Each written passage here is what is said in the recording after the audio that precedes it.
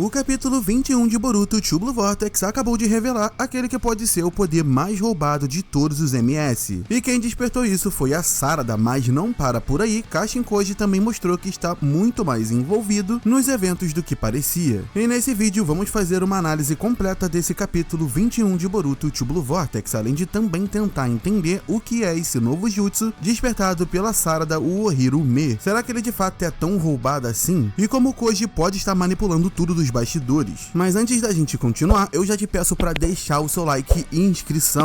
Quanto mais apoio o canal receber, mais conteúdos diferentes e com uma maior frequência serão postados. Então eu já te peço para dar essa força porque faz toda a diferença, tamo junto. Mas enfim, que o capítulo começa mostrando alguns flashbacks da Sarada com pessoas importantes para ela, como por exemplo a Chocho, o Boruto e até o 7º Hokage. Em um dado momento a Sarada questiona suas próprias capacidades, porém rapidamente ela volta a si e volta a focar no que realmente importa, proteger a vila para ser uma Hokage como o 7º. Dali também pulamos para um outro flashback do Sasuke com o Boruto logo ali naquele primeiro ano após eles saírem de Konoha. Dá pra perceber que foi logo após eles saírem da vila, já que o Boruto ainda tá com o mesmo cabelo da parte 1, porém com o olho enfaixado. Ou seja, foi logo após ali os eventos da Onipotência. Sasuke então faz uma breve introdução e explicação sobre o que é o Mangekyo Sharingan, e provavelmente o Ikemoto optou por inserir essa explicação aqui para dar mais contexto à habilidade do Mangekyo Sharingan, tanto pro fã mais casual, quanto também pro fã mais hard, sendo necessário esse pequeno contexto para não jogar já de cara esse poder. Sasuke então comenta algo que ele já tinha explicado de forma rápida lá no final da parte 1, que é o fato de que o despertar do Mangekyo Sharingan da sua filha Sarada ser o principal motivo para ele acreditar no Boruto. Não especificamente no Boruto, mas que algo havia acontecido. Sasuke também acaba comentando que a Sarada ainda não tinha se dado conta que despertou esse poder, porém que mais cedo ou mais tarde ela despertaria esse poder novamente e iria usá-lo de maneira intuitiva. Algo que mais pra frente a gente vê que realmente se prova ser verdade, porque a Sarada diz que apesar dela estar usando aquele poder pela primeira vez, ela já fazia uma boa ideia do que se tratava, o que é algo bem coerente, já que a maioria dos Uchihas, quando despertam esse poder, já conseguem usar e entender a sua habilidade de forma intuitiva. E por tudo que a gente viu nesse capítulo, pelas palavras da Sarada com relação aos seus sentimentos, que já vamos chegar, realmente parece que a Sarada ela não sabia do Mangekyo Sharingan durante esses 3 anos do time skip, algo que eu sinceramente não acreditava, então eu acabei errando aqui nessa minha teoria, de que no caso eu achava que a Sarada já tinha noção do Mangekyo, porém, pelo que parece, esse poder estava acabando ficando adormecido dentro dela por conta dos seus sentimentos, porém já vamos falar disso daqui a pouco. Ryu então acaba fazendo uma série de ataques em direção a Sarada, porém todos eles são inúteis, simplesmente porque qualquer ataque direcionado a Sarada era automaticamente sugado pelo orbe. Ele até muda a trajetória do ataque, porém ainda assim a areia de ferro é sugada. Ryu então começa a perceber que mais orbes estão surgindo, o que significa que a Sarada pode ativar a quantidade de orbes que ela quiser, tendo usado pelo menos 4 nesse capítulo. Mitsuki então acaba comentando que as esferas criadas pela Sarada estavam exercendo forças gravitacionais, porém a Sarada podia escolher o que iria ser afetado ou não. Ryu então começa a ser puxado de forma agressiva por um dos orbes. Sarada então faz um forte desabafo com relação aos seus sentimentos, dizendo que ela tinha uma enorme dificuldade de lidar com a sua impotência diante de grandes acontecimentos, como por exemplo a questão da onipotência no final da parte 1. Sentindo então que o seu objetivo como Hokage estava ficando cada vez mais distante, Sarada então fala que ela não queria aceitar isso e que teve medo de aceitar a sua própria impotência, desviando seu olhar para esse problema. Ela também fala dos seus sentimentos com relação ao Boruto e que via tudo isso como fraquezas, rejeitando e suprimindo todos esses sentimentos. Consequentemente, o poder da Sarada, o poder da Mangekyo Sharingan, acabava também ficando escondido dentro dela, sem nem ela mesma saber. Sendo essa então a explicação para Sarada não ter utilizado o Mangekyo nos 3 anos do time skip, o que é um caminho bem diferente do que eu tinha teorizado em outros vídeos, porém ainda assim não deixa de ser um bom caminho que o Ikemoto acabou optando por utilizar, basicamente servindo como uma grande ponte para a evolução e desenvolvimento do personagem da Sarada, já que dessa forma ela finalmente falou de forma sincera com relação aos seus sentimentos, fazendo com que o despertar do Mangekyo e o uso dele pela primeira vez em batalha fosse algo de fato especial. Se Sarada simplesmente já tivesse ciência do Mangekyo Sharingan, o peso seria bem menor do que acabou tendo nesse capítulo, já que ao escolher por esse caminho, o Ikemoto também acaba agregando na relação entre Boruto e Sarada e desenvolvendo ainda mais o laço entre eles. deles. Então Sarada acaba destruindo completamente o Ryu de uma forma impressionante, sem nem dar chance para ele se defender. Estamos falando de um personagem que se mostrou superior ao Koji, sem limitadores, e que não conseguiu fazer nada diante da Sarada, tendo todos os seus ataques anulados e sendo derrotado de uma só vez. E calma que a gente vai desenvolver isso um pouco mais, porque primeiro eu quero falar da habilidade da Sarada, o poder especial do seu Mangekyo Sharingan, o Ohirume. Eu tenho visto muitas pessoas dizendo que esse Mangekyo Sharingan da Sarada, esse poder que ela despertou, não é nada comparado a outros poderes do Mangekyo, como o Kotomatsu Kami, o Kamui e até o Tsukuyomi. Porém, eu sinceramente acho que as pessoas que falam isso não fazem a menor ideia do que se trata esse poder da Sarada, e nem mesmo os conceitos e as leis que esse poder mexe, já que o Ohirume com certeza é um dos poderes mais complexos e apelões de toda a franquia Naruto e Boruto. E eu falo isso com a maior tranquilidade do mundo e vou mostrar pra vocês agora que não é balela. O que torna esse poder tão especial é a sua capacidade de manipular a gravidade de forma localizada, ou seja, a Sarada pode criar pontos específicos no espaço onde a gravidade é alterada de maneira extrema, funcionando como verdadeiras zonas de distorção gravitacional. Na prática, ela gera orbes negros flutuantes que lembram pequenos sóis, e esses orbes possuem uma força gravitacional tão intensa que atraem e absorvem qualquer ataque lançado contra ela. Vimos isso nesse mesmo capítulo com a areia de ferro do Ryu sendo simplesmente anulada, e a Sarada não fez nada, os orbes simplesmente agiram a favor dela, o que já torna esse poder extremamente roubado, já que quando ela ativa essa habilidade, qualquer ataque contra ela é inútil. Esses portais agem automaticamente na defesa, tornando a Sarada praticamente intocável em combate. E o melhor, ela decide o que é afetado ou não, o que significa que ela pode anular ataques sem prejudicar aliados ou a si mesma, além de que ela pode fazer um verdadeiro inferno na vida do oponente sem que seus aliados sejam afetados. Isso por si só já é extremamente quebrado. Mas o Ohirume não para por aí, além de absorver ataques, a Sarada também pode usar esses pontos gravitacionais de forma ofensiva, esmagando inimigos com uma pressão absurda ou manipulando o campo de batalha para atrair o oponente para armadilhas. É como se ela controlasse o próprio espaço ao redor com uma precisão cirúrgica que dá a ela tanto vantagem defensiva quanto ofensiva. Vocês estão entendendo o nível dessa habilidade? Ela é praticamente perfeita tanto defensivamente quanto ofensivamente, já que a Sarada pode anular qualquer ataque de forma automática e o inimigo praticamente não tem qualquer oportunidade de sair quando é sugado pelos orbes. Se a gente fosse comparar, é como se o Kamui do Obito e o Caminho Deva tivessem um filho ainda mais poderoso. Enquanto o Kamui teletransporta ataques para outra dimensão e o Caminho Deva usa atração e repulsão gravitacional, o Ohirume junta esses dois conceitos, mas com um nível de controle e estratégia muito, mas muito superior. E se você não acredita, vamos comparar rapidamente o Ohirume com o Shibaku Tensei e o Kamui. O Shibaku Tensei é um jutsu que manipula a gravidade de forma massiva, criando uma esfera que atrai tudo ao seu redor e aprisiona os alvos dentro dela. Essa técnica tem uma atração gravitacional brutal, capaz de esmagar e destruir grandes áreas e até mesmo seres poderosos, como no caso do Nagato ao tentar prender a Kyuubi. Já o Ohirume da Sarada é mais refinado e controlável, enquanto o Shibaku Tensei cria uma força gravitacional massiva em uma área específica. O poder da Sarada permite múltiplos orbes negros que podem ser posicionados de forma precisa ao redor do campo de batalha, ao invés de simplesmente esmagar tudo em um grande espaço como o Shibaku Tensei. Sarada pode controlar com precisão onde e como a gravidade age, selecionando os alvos e usando os orbes para atrair ataques específicos ou até manipular o espaço e criar portais. A diferença fundamental está na escala e precisão. O Shibaku Tensei é devastador, mas menos controlável em termos de direcionamento, enquanto o Ohirume da Sarada permite que ela escolha o que será afetado e controle o impacto da sua gravidade com precisão. Basicamente é tudo personalizado. Além disso, enquanto o Shibaku Tensei geralmente resulta em uma captura de grande escala, já o poder da Sarada tem a capacidade de simplesmente apagar o inimigo da existência, como por exemplo a Sarada fez com o Ryu. Podemos também comparar com o Kamui. Enquanto o Kamui tem um ênfase em teletransporte e desmaterialização, o poder da Sarada também envolve uma manipulação física e gravitacional mais complexa, dando a ela a capacidade de moldar o campo de batalha e controlar como as interações acontecem no espaço. Uma das diferenças chaves entre os dois poderes é que o Kamui exige um processo de transferência para outra dimensão, mas também pode deixar o usuário vulnerável enquanto se concentra na habilidade. Por outro lado, a Sarada não precisa se concentrar em transportar ataques, ela pode sugar qualquer tipo de ofensiva de forma automática e levar diretamente para os portais, além de também poder atacar e usar de forma ofensiva, fazendo os orbes sugarem o oponente, controlando a intensidade da distorção. Esse poder da Sarada é um dos poderes mais complexos e inteligentes da nova geração, mas bizarro é que provavelmente não vimos tudo que ele pode fazer. Agora, um outro ponto que eu quero comentar é sobre os comentários de algumas pessoas com relação à derrota do Ryu, já que do nada surgiram os defensores do Code, onde agora estão tentando emplacar uma narrativa de que o Code não foi derrotado pelo Ryu e que ele foi pego de surpresa e que por esse motivo ele foi humilhado pelo Shinjo. E essa é uma tremenda desinformação. Eu acho bizarro no quanto o Code tem vários fãs que tentam passar pano pra cada derrota que ele sofre, sendo que o próprio Ikemoto já admitiu na entrevista que ele fez com Kishimoto na França que o Code já era pra ter morrido há muito tempo, ou seja, é um personagem que o próprio roteiro ainda tá tentando entender como vai aproveitá-lo. Mas, vamos lá, o mangá claramente por bastante tempo estava usando o Jigen como escala de poder, onde qualquer personagem que era colocado como superior a ele já demonstrava o quão forte era, já que o Jigen derrotou o Naruto e o Sasuke. Não vou me alongar aqui, estou apenas dizendo o que o mangá está fazendo. Depois que o Code retirou os limitadores e ficou superior ao Jigen, ele também está sendo usado como nível de comparação. E rapaziada, vamos ser sinceros, no capítulo 15, quando o Ryu acaba pegando o Code com a areia de ferro, a realidade é que o Code fica igual uma criança tentando se libertar e não consegue, um personagem que é dito ser superior ao Jigen. Se ele realmente fosse poderoso, ele conseguiria sair numa boa dessa areia. Além de que o Ryu não estava fazendo esforço algum, diferente do Code, que tentava se libertar de forma agressiva. Depois disso, o Code ainda sente uma pequena dor quando ele cai no chão e o Ryu o liberta. Ou seja, se o Ryu quisesse matar ele ali, ele conseguiria, já que o Code estava impotente e preso na areia de ferro. Além do mais, o Ryu tinha acabado de surgir nesse capítulo, e ao fazer isso, o autor mostra pro leitor o quão poderoso é o Ryu, conseguindo suprimir o Code sem o menor problema. Além do mais, é muita balela querer justificar que o Code simplesmente foi pego de surpresa, sendo que se ele realmente é mais poderoso do que o Jigen, a sua reação e velocidade deveriam bastar para ele conseguir antecipar aquele movimento. Porém, mesmo que ele não tenha feito isso, ele ainda assim nada conseguiu fazer diante do Ryu. Então sim, rapaziada, o Ryu se mostrou superior ao Code, isso é fácil de concluir se você ler o mangá. O que significa que se a Sarada conseguiu derrotar o Ryu de forma tão fácil e simples, o seu poder é realmente quebrado, capaz de derrotar um Shinjo de uma só vez. Lembrando que todos os Shinjos são superiores ao Jigen, eles já são personagens de nível Otsutsuki. Ao utilizar esse poder, a Sarada ficou desgastada. Mitsuki teoriza que ela usou todo o seu chakra e eu não duvido. Agora lembrem-se que a Sarada usou esse poder de forma intuitiva. Imagina quando ela o dominar completamente, utilizar o segundo poder, o poder complementar do outro olho mais o Susanoo. Ela realmente vai ficar muito absurda, mais do que já é. Então, por favor, não sejam essas pessoas que tentam desmerecer o feito da Sarada nesse capítulo. Ela é a primeira personagem que conseguiu derrotar um Shinjo de forma completa e sozinha. Hidari foi derrotado, só que Boruto teve auxílio. Da mesma forma que a Matsuri, ela foi derrotada pelo Boruto, mas ela já estava gravemente ferida pelo Konohamaru. Então sim, o feito da Sarada é realmente absurdo. Depois disso tem uma conversa entre Eida, Kashinkoji e Boruto, e o Kashinkoji acaba admitindo que um dos grandes objetivos dessa luta era o despertar do Mangekyo Sharingan da Sarada, dizendo que a morte da Yodo foi um grande sacrifício pro que eles queriam. Boruto então questiona e pergunta se realmente não havia outro jeito. Kashinkoji apenas diz que se o Boruto tivesse interferido, a Sarada não teria despertado o Mangekyo, dizendo que julgou que não seria necessário ter falado isso ao Boruto, e que depois de tudo que aconteceu, Kashinkoji acha que agiu corretamente. Boruto então mostra um claro descontentamento, dizendo que ele não contou o que aconteceria com a Yodo, perguntando então o que aconteceria com o Konohamaru. O Kashinkoji simplesmente responde que se ele aparecer no campo de batalha, na maioria dos futuros o Jura surge e o mata. Boruto então ignora esse comentário, surge no campo de batalha e salva a vida do seu antigo sensei, fazendo o Kashinkoji ficar pistola com ele e o Jura dizer: finalmente você chegou, Boruto Otsutsuki. E cara, eu acho esse um ponto muito importante do capítulo que eu comentei até lá no meu Twitter. O poder que o Kashinkoji possui, as 10 direções, é um poder que coloca ele numa situação muito delicada, já que basicamente, ao saber de vários futuros alternativos, futuros possíveis, ele pode decidir qual ele prefere que aconteça, movendo então as peças da forma que ele julga ser o melhor. Nesse caso foi a morte da Yodo, e provavelmente ele também estava contando com a morte do Konohamaru. O Boruto ficou descontente com isso e de forma bem óbvia. Boruto não é o tipo de cara que gosta de brincar com a vida desse jeito, tratando elas como meras peças. Isso me traz um ponto de interrogação. Será que isso não será o ponto inicial de uma futura possível ruptura na relação entre Kashinkoji e Boruto? Por Boruto não concordar com o método do Kashinkoji, já que agora as coisas estão ficando cada vez mais intensas e a ameaça das Shinjos cada vez mais real. Enfim, é algo a se pensar. Eu não acredito que se o Kashinkoji continuar agindo dessa forma, o Boruto vai continuar do seu lado. Eu também até questiono as intenções do Kashinkoji. Será que ele não tá planejando alguma outra coisa? Algo que ele não contou nem mesmo pro Boruto? Enfim, vamos deixar pra comentar isso num próximo vídeo. Um outro detalhe importante também é que, como eu comentei em um vídeo recente, o Jura provavelmente vai aparecer no próximo capítulo. 2 dos seus companheiros, 2 Shinjis, foram derrotados, ou seja, ele vai querer recuperar a alma espinhosa e o Boruto finalmente apareceu. Além de todo o mistério que o Kashinkoji fez ali sobre o que deve acontecer com o Boruto, dizendo que se ele aparecesse no campo de batalha, o Jura iria ir atrás. E agora que a Sarada não está mais em condições de batalha, tudo me leva a crer que teremos sim Jura versus Boruto no próximo capítulo. Mas enfim, rapaziada, comentem o que vocês acharam desse capítulo, deixem o seu like e inscrição e comente também as suas teorias dos próximos capítulos. Tamo junto, a gente se vê numa próxima, falou!